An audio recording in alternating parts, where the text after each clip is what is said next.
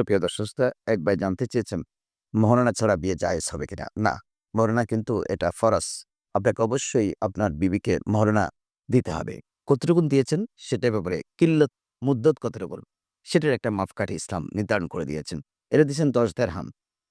এক বক্তা একসময় আমাকে বলেছিলেন যে ১০ দেরহাম তো একেবারে কম। আমি যে কিরকম? কয় দুবার দেরহাম এটা তো এখন ৳৩৫ করে, ৳৩৫ করে ১০ দিয়ে গুণন করলে যা হবে এটা তো অল্প টাকা। তো আমি বললাম যে, "মৌলানা আপনি দেরহাম বুঝতে পারেন নাই। দেরহাম মানি দুবাইয়ের কাগজি টাকা নয়। দেরহাম মানি রূপার মুদ্রা।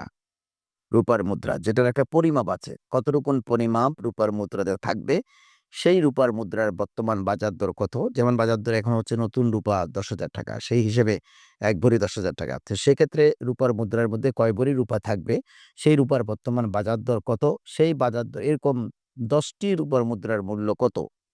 সেই পরিমাণ আপনাকে কমপক্ষে মহারণা দিতে হবে। তার কমে কিন্তু মহারণা হবে না। আমাদের এই সিনেমা জগতের একজন নায়িকা ঢাকাতে পত্রিকায় দেখেছি বিয়ে করেছে ৳১ মহারণার বিনিময়ে।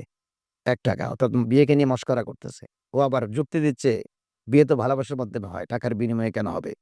এই ৳১ র বিনিময়ে যে মহারণা নির্ধারণ হয়েছে ওটা বিয়ে হয়নি। আরেকজনকে দেখেছি ৳১০১ র মহারণা, বিয়ে হয়নি।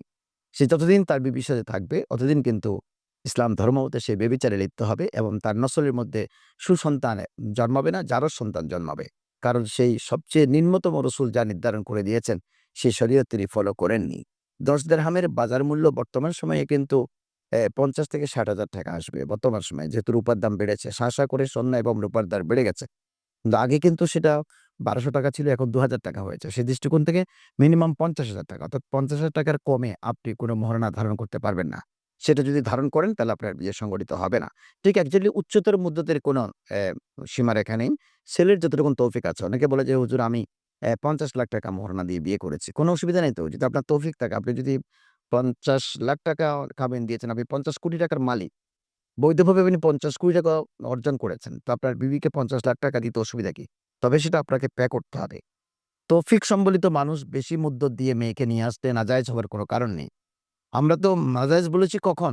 যে আপনার কাছে এবিলিটি নাই ৳১০ র আপনি মোহরানা ধরে রেখেছেন ৳২০,০০০ যে ৳১০ র মালিক না সে ৳২০,০০০ মোহরানা ধরে রেখেছে। তাইলে কেমনে হয়? ৳১,০০,০০০ জিনিস দিতে পারবেন, উনি ৳২০,০০,০০০ ধারণ করেছেন। এজন্য আমাদের বক্তব্য, হ্যাঁ, আপনার যদি বৈধ পথে ইনকাম থাকে, আপনি যদি আপনার স্ত্রীকে সেটা পে করতে সামর্থ্য হন, আপনি উচ্চতর মুদ্দত এটার কোনো হদ রাখে নাই। বরঞ্চ রাসূল করিম সাল্লাল্লাহু আলাইহি ওয়াসাল্লাম আর শাহজাদি হযরতে ফাতেমাতুজ জাহরা রাদিয়াল্লাহু তাআলা আনহার তখনকার সময়ে মহারণা হয়েছিল ৫০০ দিরহাম। ৫০০ দিরহাম যেটাকে মোহরে ফাতেমি বলা হয়। আমাদের দেশে অনেকে বলেন যে, "আমি মোহরে ফাতেমি দিয়ে বিয়ে করেছি।" কিরকম? কয়, "আমি মাত্র ৳২,০০,০০০।" আরে ৳২,০০,০০০ তো আপনি ৫০০ দিরহাম ৳২,০০,০০০ দিয়ে হবে না। ৫০০ দিরহামের বাজার দর কত সেটা যাচাই করে আপনাকে দিতে হবে। সেই সময় মওলা আলীর সাথে মা ফাতেমাতুজ জাহরার যে শাদী হয়েছিল, আরবের জমিনে কোরাইশীদের মধ্যে সর্বোচ্চ মহারণা দিয়ে তিনি শাদী করেছিলেন, সেই সময়কার। সুতরাং আপনার যদি তৌফিক থাকে, আপনার স্ট্যান্ডার্ড অনুযায়ী আপনি সভ্য ঘরের অনেক সম্ভ্রান্ত মহিলা, আপনার মা-বাবার অনেক টাকা-পয়সা আছে। তো আপনি মহারণা কমাবেন কেন? আপনি বেশি দিতে পারবেন, তবে আপনি সেটা পেমেন্ট আদায় করে দেবেন। সেটাই হচ্ছে শরীয়তের হুকুম। সেক্ষেত্রে কোনো উচ্চতর মুদ্দতের কোনো ধরাবাঁধা নিয়ম নেই। তবে নিম্নতম মুদ্দত কমপক্ষে ১০ দিরহাম বা ১০ টি রূপো মুদ্রার বাজার দর যতটুকুন অতটুকুন হতে হবে, তার কমে হলে বিয়ে সংগঠিত হবে না। এজন্য মহারণা ছাড়া কেউ যদি বিয়ে করতে যায়, বিয়ে তো হবেই না।